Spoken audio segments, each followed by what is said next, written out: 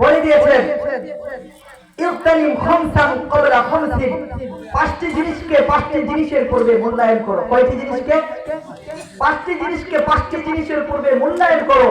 যদি এই পাঁচটি জিনিস তুমি হারিয়ে ফেলো, এরপরে আফসোসের হাত উড়তে মারলে কোনো লাভ হবে না।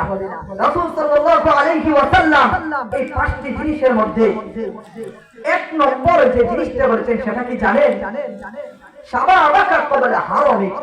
হে যুবক, তোমার যৌবন শেষ হওয়ার পূর্বে এই যৌবনকে তুমি কদর করো। যৌবনে তুমি আল্লাহ তাআলার বেশি বেশি ইবাদত করো। রাসূল সাল্লাল্লাহু আলাইহি ওয়াসাল্লাম বলেছেন।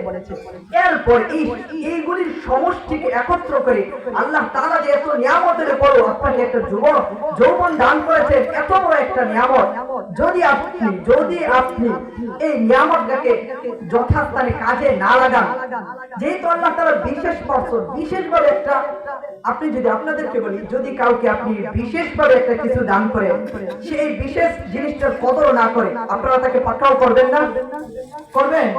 করবেন নি পাকড়াও? আল্লাহ তাআলা এবং তার রাসূল সাল্লাল্লাহু আলাইহি ওয়াসাল্লামের মাধ্যমে ঘোষণা করেছে যৌবনকে আল্লাহ তাআলা বিশেষভাবে নিয়ামত হিসেবে দিয়েছেন।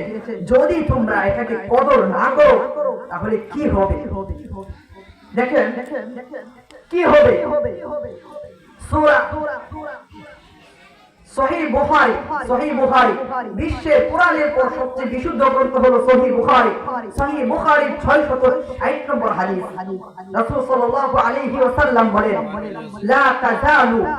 লা তাজুলু কদামা আবিদিন, বান্দার পা 1 ইঞ্চি লড়তে পারবে না কিয়ামতের দিন।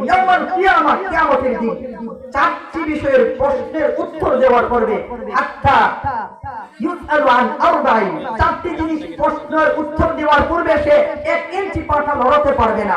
এর মধ্যে 1 নম্বর হলো আন উমরিহি ফিমা আফনাহু, তার পুরা জীবন সম্পর্কে জিজ্ঞাসা করা হবে, তোমার জীবনটাকে কোথায় ব্যয় করেছো। এটা আমার আলোচ্য বিষয় নয়। দেখেন, আপনাদেরকে বলি, আপনার শৈশবকাল থেকে বৃদ্ধকাল পর্যন্ত আপনার যৌবন আছে না? যৌবনকালের একটা অংশ আছে না? এরপরেও রাসূল বলেছেন আন শাবাবিহি ফিমা আবলাহু, বিশেষভাবে যেহেতু আল্লাহ তাআলা তোমাকে বিশেষভাবে যৌবনটা দিয়েছিল, এই জন্য বিশেষভাবে তোমাকে যৌবন সম্পর্কে জিজ্ঞাসা করা হবে, আন শাবাবিহি ফিমা আবলাহু, তোমার এই যৌবনটাকে কোথায় ব্যয় করেছো। এটা হলো বিশেষভাবে দেওয়ার কারণে যে পাকড়াও করা হবে, এই পাকড়াওয়ের কথা বললাম। এরপরে যেহেতু আল্লাহ তাআলা বিশেষভাবে যৌবন দান করেছে, যদি আপনি এই যৌবনটাকে ভালোভাবে কাজে লাগান, তাহলে তো কাজে লাগানোর পরে কি হবে? কাজে লাগানোর কারণে বিশেষ পুরস্কারও রয়েছে। দেখেন মুসলিম শরীফে,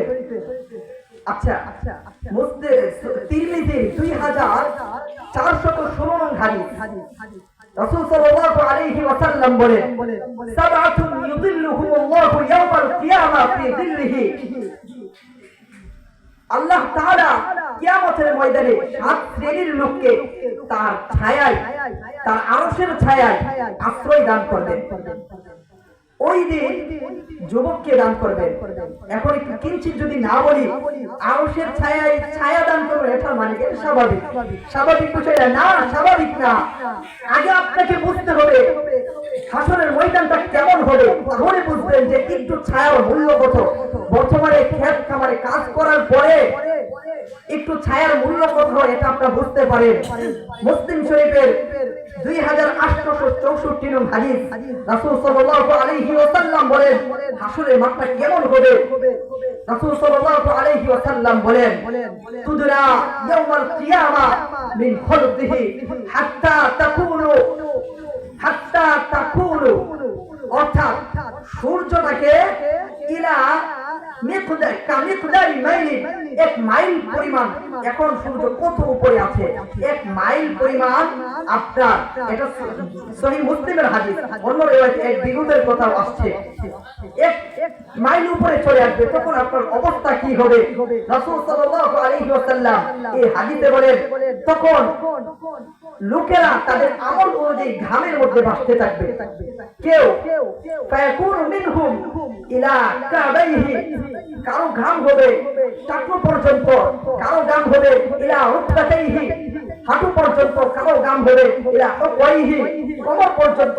আর কেউ ঘামের মধ্যে হাবুডুবু খাইতে থাকবে, এমন কঠিন পরিস্থিতি হবে। এমন কঠিন পরিস্থিতিতে রব্বে কারীম যেহেতু আপনাকে বিশেষভাবে একটা যৌবন দান করেছিলেন, এই যৌবনটাকে যদি আপনি ভালোভাবে কাজ করেন, ভালোভাবে যদি আপনি কাজে লাগান, রব্বে কারীম ওই কঠিন মুহূর্তে আপনাকে তার আরশের ছায়ার নিচে জায়গা দান করবেন, যেদিন তার আরশের ছায়ার নিচে তো কারো ছায়া থাকবে না।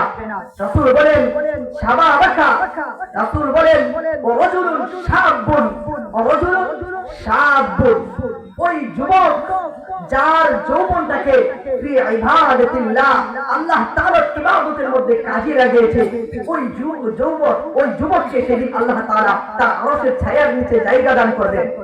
এরপরে রাজুলুন, এমন যুবকের কথাও বলা হচ্ছে, ওরাবাতু ইমরাতুন যাতা মানসাবিন ওয়া জামালিন, এমন যুবক যেই যুবককে কোন বংশোদ্ভূত ভালো বংশের সুন্দরী রমণী তাকে আহ্বান করেছে।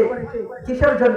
আচ্ছা একটা কথা বলি, যুবক যুবতীরা যে সম্পর্ক ভালোবাসা থাকে, এটা কি কুসম্পর্ক না সুসম্পর্ক?